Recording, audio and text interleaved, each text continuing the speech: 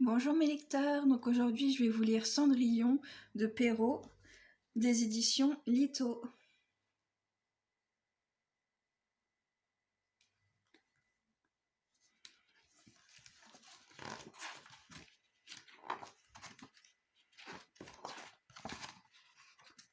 Il était une fois un gentilhomme qui épousa en secondes noces une femme, la plus hautaine et la plus fière qu'on eût jamais vue.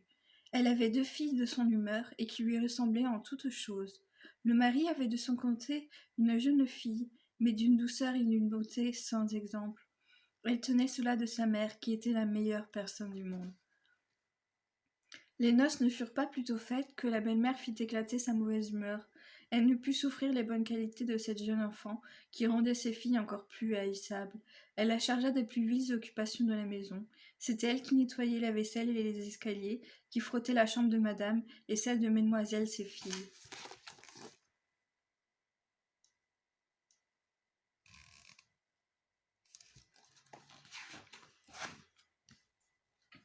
Elle couchait tout en haut de la maison, dans un grenier, sur une méchante paillasse, pendant que ses sœurs étaient dans des chambres parquetées où elles avaient des lits des plus à la mode, et des miroirs où elles se voyaient de la tête aux pieds.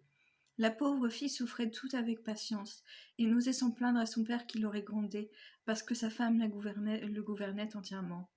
Lorsqu'elle avait fait son ouvrage, elle s'allait mettre au coin de la cheminée et s'asseoir dans les cendres, ce qui faisait qu'on l'appelait communément dans le logis Sucendron. La cadette, qui n'était pas si malhonnête que son aînée, l'appelait Cendrillon. Cependant Cendrillon, avec ses méchants habits, ne laissait pas d'être 100 fois plus belle que ses sœurs, quoique vécue très magnifiquement.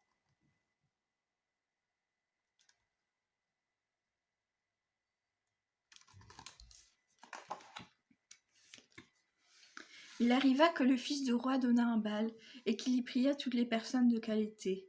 Nos 2 mesdemoiselles y furent aussi priées, car elles faisaient grande figure dans le pays. Les voilà bien aises et bien occupées à choisir les habits et les coiffures qui leur siraient le mieux. Nouvelle peine pour Cendrillon, car c'était elle qui repassait le linge de ses sœurs et qui gaudronnait leurs manchettes. On ne parlait que de la manière dont on s'habillerait. Moi, dit l'aînée, je mettrai mon habit de velours rouge et ma garniture d'Angleterre. Moi, dit la cadette, je n'aurai que ma jupe ordinaire, mais en récompense, je mettrai mon manteau à fleurs d'or et ma barrière de diamants, qui n'est pas des plus indifférentes. On envoya quérir la bonne coiffeuse pour dresser les cornettes à 2 rangs, et on fit acheter des mouches de la bonne faiseuse. Elles appelèrent Cendrillon pour lui demander son avis, car elle avait le goût bon.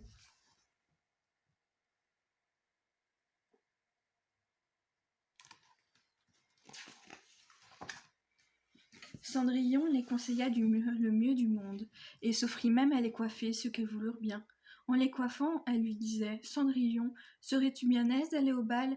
Hélas, mesdemoiselles, vous vous moquez de moi, ce n'est pas là ce qu'il me faut. Tu as raison, on rirait bien si on voyait Cendrillon aller au bal. Une autre que Cendrillon les aurait coiffées de travers, mais elle était bonne et elle les coiffa parfaitement bien.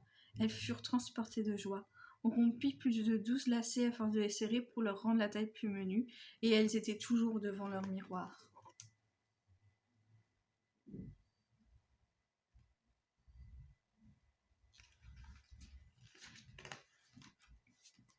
Enfin l'heureux jour arriva. On partit, et Cendrillon les suivit des yeux le plus longtemps qu'elle put. Lorsqu'elle ne les vit plus, elle se mit à pleurer. Sa marraine, qui la vit tout en pleurs, lui demanda ce qu'elle avait. Je voudrais bien, je voudrais bien. Elle pleurait si fort qu'elle ne put achever.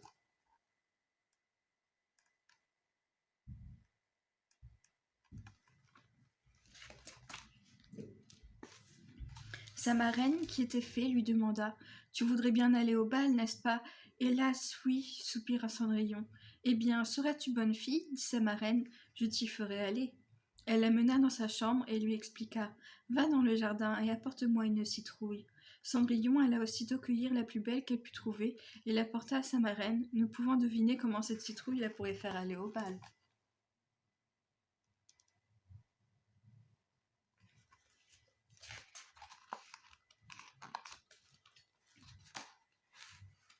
Sa marraine la creusa et, n'ayant laissé que l'écorce, la frappa de sa baguette, et la citrouille fut aussitôt changée en un beau carrosse tout doré. Ensuite elle alla regarder dans la souricière, où elle trouva 6 souris toutes en vie. Elle dit à Cendrillon de lever un peu la trappe de la souricière et, à chaque souris qui sortait, elle donnait un coup de baguette, et la souris était aussitôt changée en un beau cheval, ce qui fit un bel attelage de 6 chevaux d'un beau gris de souris pommelées. Comme elle était en peine de quoi elle ferait leur un cocher, je vais voir, dit Cendrillon, s'il n'y a point quelque rare dans la ratière, nous en ferons un cocher. Tu as raison, approuva sa marraine. Va voir.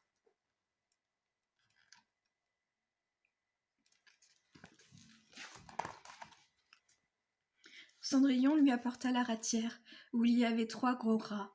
La fée en prit un d'entre les 3, à cause de sa maîtresse Barbe, et l'ayant touché, il fut changé en un gros cocher, qui avait les plus belles moustaches qu'on eût jamais vues. Ensuite elle lui dit « Va dans le jardin, tu y trouveras 6 lézards derrière l'arrosoir. Apporte-les-moi. » Elle ne les eut pas plus tôt apportés que la marraine les changea en 6 laquais, qui montèrent aussitôt derrière le carrosse, avec leurs habits chamarrés, et qui s'y tinrent attachés comme s'ils n'eussent fait autre chose de toute leur vie.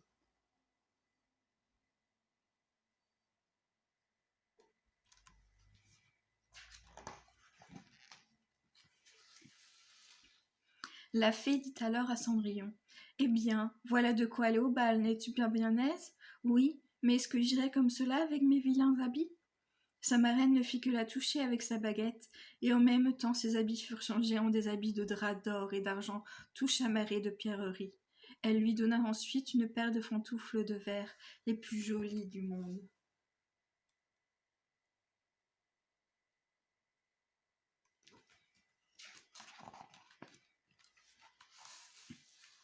Quand elle fut ainsi parée, elle monta en carrosse, mais sa marraine lui recommanda avant toute chose de ne pas passer minuit, l'avertissant que si elle demeurait au bal un moment davantage, son carrosse redeviendrait citrouille, ses chevaux des souris, ses laquais des lézards, et que ses vieux habits reprendraient leur première forme. Elle promit à sa marraine qu'elle ne manquerait pas de sortir du bal avant minuit. Elle partit, ne se sentant pas de joie. Le fils du roi, qu'on alla avertir qu'il venait d'arriver une grande princesse qu'on ne connaissait point, courut la recevoir. Il lui donna la main à la descente du carrosse et la mena dans la salle où était la compagnie.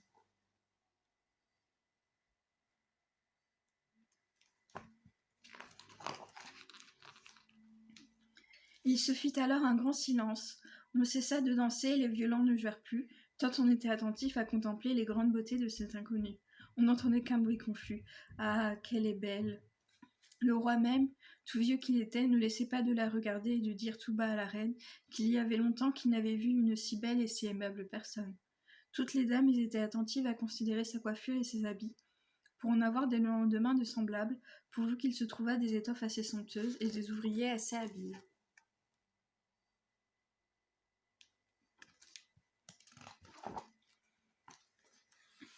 Le fils du roi la mit à la place la plus honorable, et ensuite la prit pour la mener danser. Elle dansa avec tant de grâce qu'on l'admira encore davantage. On apporta une fort belle collation, dont le jeune prince ne mangea point, tant il était occupé à la considérer.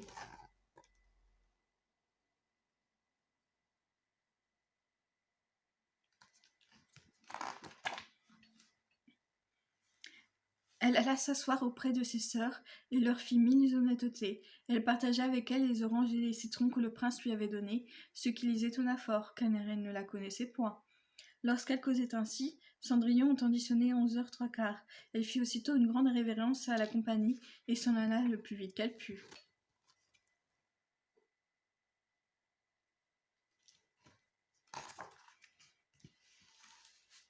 Dès qu'elle fut arrivée, elle alla trouver sa marraine, et après l'avoir remerciée, elle lui dit qu'elle souhaiterait bien aller encore le lendemain au bal, parce que le fils du roi lui en avait prié. Comme elle était occupée à raconter à sa marraine tout ce qui s'était passé au bal, les 2 sœurs heurtèrent la porte. Cendrillon leur alla ouvrir. « Que vous êtes longtemps à revenir ?» leur dit-elle en bâillant, en se frottant les yeux et en s'entendant comme si elle n'eût fait que de se réveiller. Elle n'avait cependant pas eu envie de dormir depuis qu'elle s'était quittée. « Si tu étais venue au bal,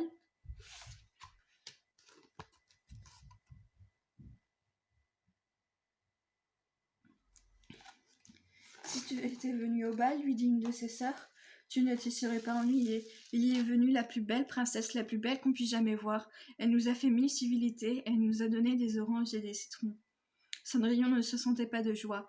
Elle leur demanda le nom de cette princesse. Mais elles lui répondirent qu'on ne la connaissait pas, que le fils du roi en était fort en peine, et qu'il donnerait toute chose au monde pour savoir qui elle était. Cendrillon sourit et leur dit « Elle était donc bien belle. Mon Dieu, que vous êtes heureuse, ne pourrais-je point la voir? Hélas, mademoiselle Javotte, prêtez-moi votre habit jaune que vous mettez tous les jours. » Vraiment, dit mademoiselle Javotte, je suis de cet avis, prêtez votre habit à un vilain sucendron comme cela. Il faudrait que je fusse bien folle.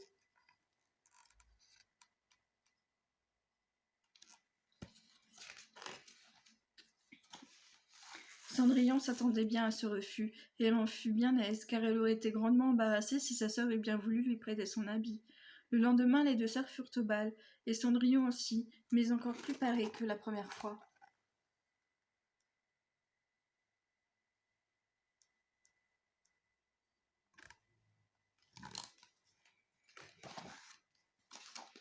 Le fils du roi fut toujours auprès d'elle, et ne cessa de lui conter des douceurs. La jeune demoiselle ne s'ennuyait point et oubliait ce que sa marraine lui avait recommandé, de sorte qu'elle entendit sonner le premier coup du minuit, lorsqu'elle ne croyait pas qu'il fût encore 11 heures. Elle se leva et s'enfuit aussi légèrement qu'aurait fait une biche. Le prince la suivit, mais il ne put l'attraper. Elle laissa tomber une de ses pantoufles de verre que le prince ramassa bien soigneusement.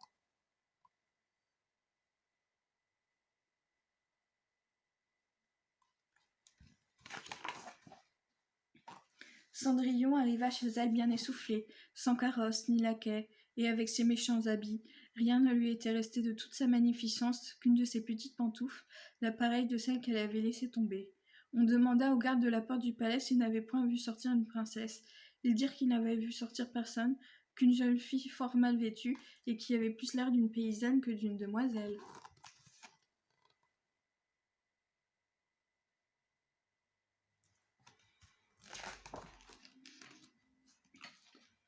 Quand ces deux sœurs revinrent du bal, Cendrillon leur demanda si elles s'étaient encore bien diverties, et si la belle dame y avait été. Elles lui dirent que oui, mais qu'elle s'était enfuie lorsque minuit avait sonné, et si promptement qu'elle avait laissé tomber une de ses petites pantoufles de verre, la plus jolie du monde, que le fils du roi l'avait ramassée, et qu'il n'avait fait que la regarder pendant tout le reste du bal, et qu'assurément il était fort amoureux de la belle personne à qui appartenait la petite pantoufle.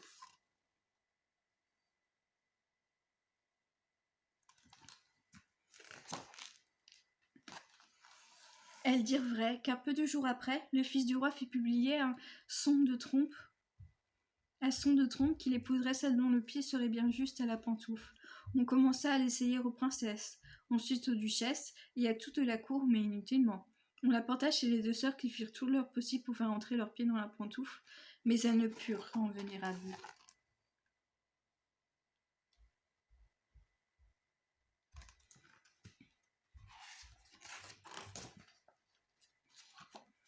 Cendrillon, qui les regardait et qui reconnut sa pantoufle, dit en riant « Que je vois si elle ne me serait pas bonne !»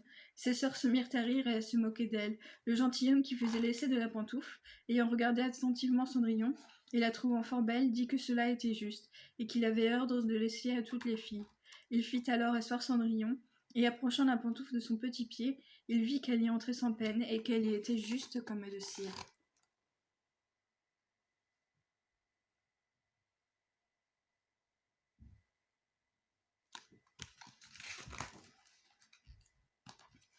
L'étonnement des deux sœurs fut grand, mais plus grand encore quand Cendrillon tira de sa poche l'autre petite pantoufle qu'elle mit à son pied. Là-dessus arriva la marraine qui, ayant donné un coup de sa baguette sur les habits de Cendrillon, les fit devenir encore plus magnifiques que tous les autres. Alors ces deux sœurs la reconnurent pour la belle personne qu'elles avaient vue au bal. Elles se jetèrent à ses pieds pour lui demander pardon de tous les mauvais traitements qu'elle lui avait fait souffrir. Cendrillon les releva et leur dit en les embrassant qu'elle leur pardonnait de bon cœur et qu'elle les priait de l'aimer bien toujours.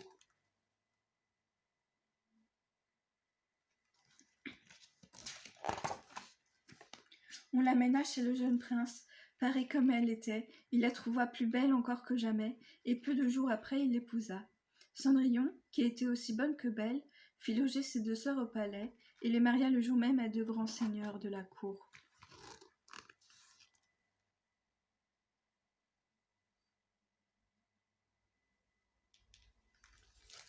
Fin de l'histoire.